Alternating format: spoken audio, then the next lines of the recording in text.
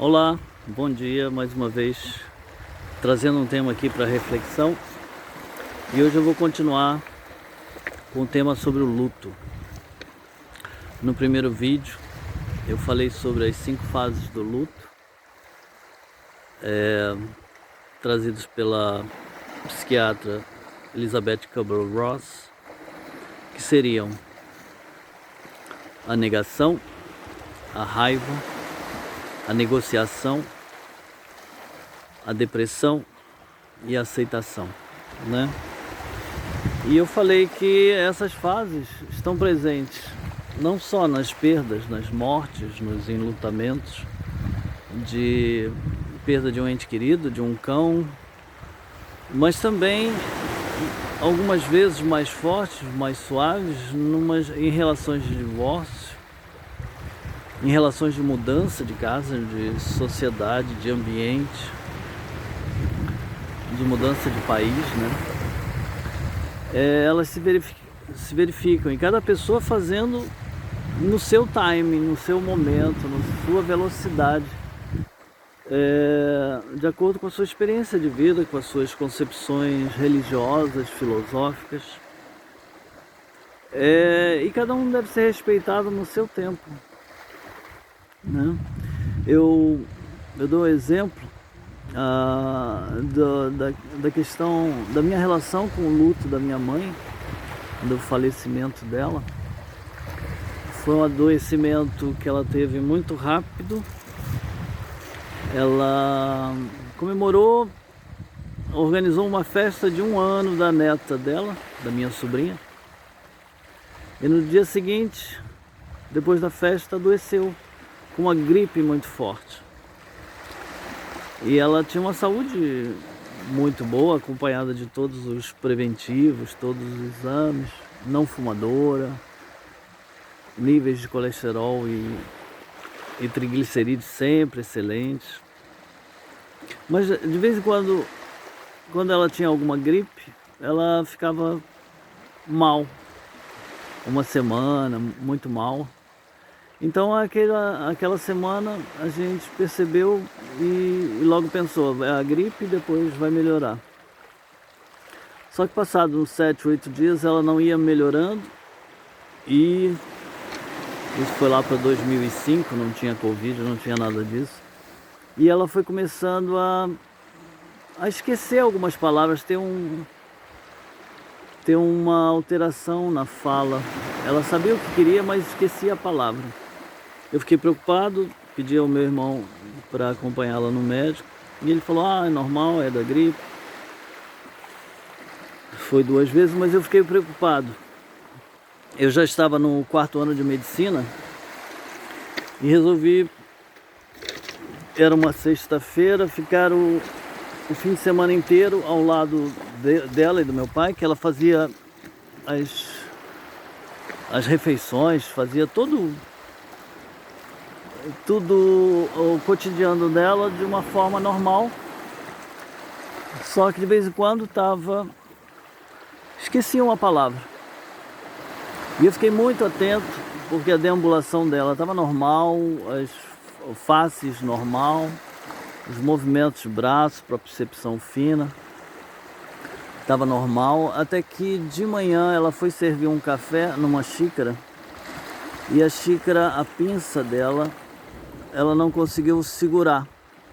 Então eu rapidamente fiz um diagnóstico, que a parte da fala, que é o lado esquerdo do cérebro, vamos resumir assim, juntamente com o lado direito, com uma propriocepção fina, que ela não conseguiu fazer a apreensão, né?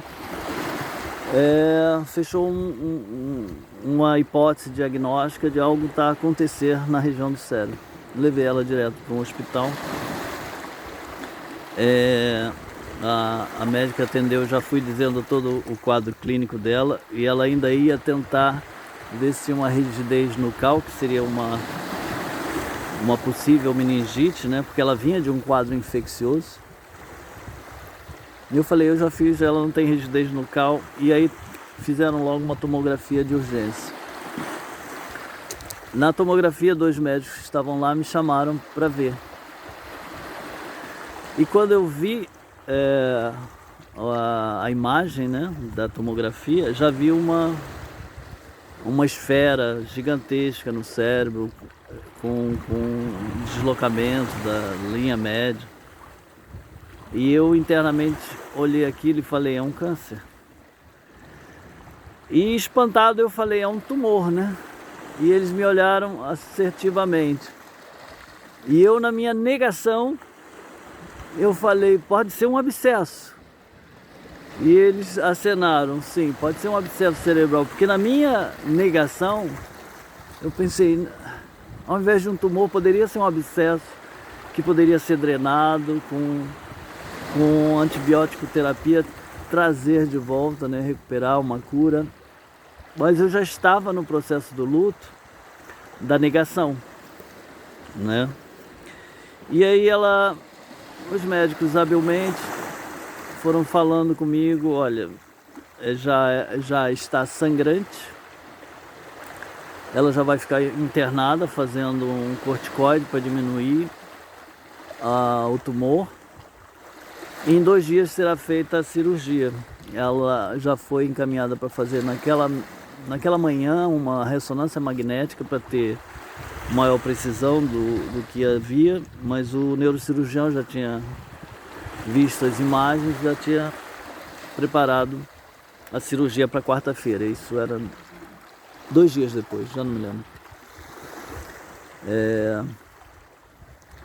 E aí eu fui ficar sozinho, eu fui avisar meus irmãos, tinham ficado tomando conta do meu pai, que também era acamado na época, com doença de Alzheimer e Parkinson.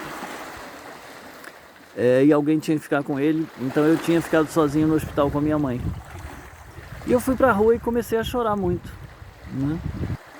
Chorar, aquela minha tristeza, o impacto, né? E eu comecei um diálogo com Deus, pedindo a Deus dê mais 2 anos para minha mãe, para conseguirmos nos despedir dela. E eu voltando lá a conversar com os médicos, eles falaram, olha, a sua mãe já tinha um prognóstico de vir a óbito nesta semana. Essas situações só aparecem em famílias de médicos. E eu até falei, eu sou estudante de medicina, eu estou no 4º ano ainda. Ele falou, não, você fez o diagnóstico, você é o médico.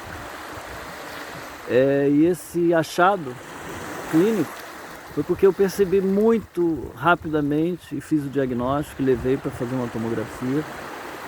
E nessa sequência ela foi operada e aí iniciou todo o trabalho de quimioterapia, radioterapia.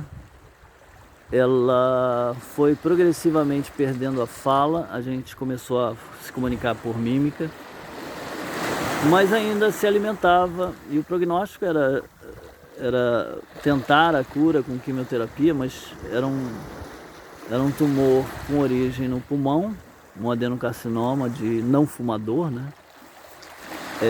Mas depois de 3 meses de quimioterapia, radioterapia, voltou a aparecer um novo tumor com 6 centímetros de diâmetro em poucos meses, né?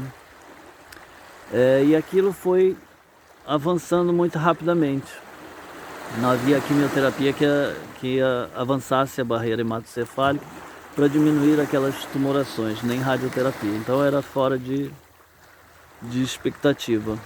O prognóstico era de 3 a 6 meses de vida. E a minha mãe, na verdade, teve quase 3 anos conosco. Fez alimentação por gastrostomia, mas teve nenhuma infecção durante todo o período em casa, acamada. Mas foi feito todo um trabalho do luto em casa, do morrer em casa, né? Eu tinha conversado com meus irmãos, eles aceitaram que a gente não levaria a nossa mãe em caso de alguma necessidade de protelar algo que não desse qualidade, né? A gente queria ter a qualidade de vida dentro de casa, tomando banho todos os dias, tomando banho de sol todos os dias. A alimentação, ela não perdeu peso, ficou com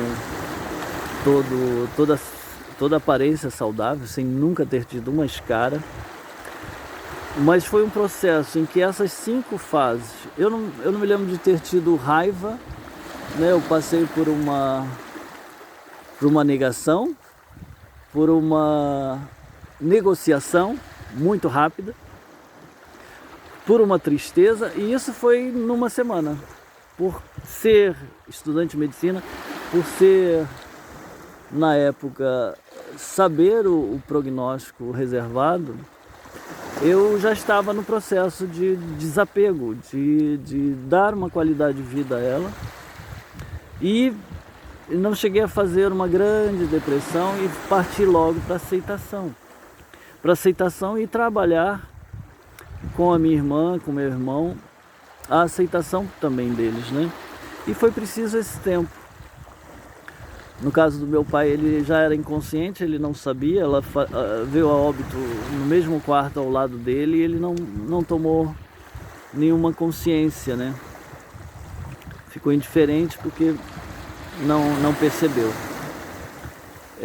Então, cada caso vai da experiência, como eu falei, de cada um. Mas as fases se sucedem.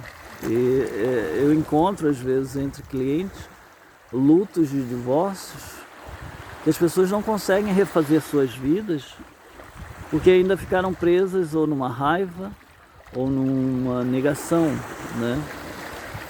E às vezes, lutos recentes, né? Eu até jogo uma ideia de que um ódio é uma emoção muito próxima do amor, né? Enquanto tiver ódio do parceiro ou da parceira, é porque existe ainda uma ligação muito forte.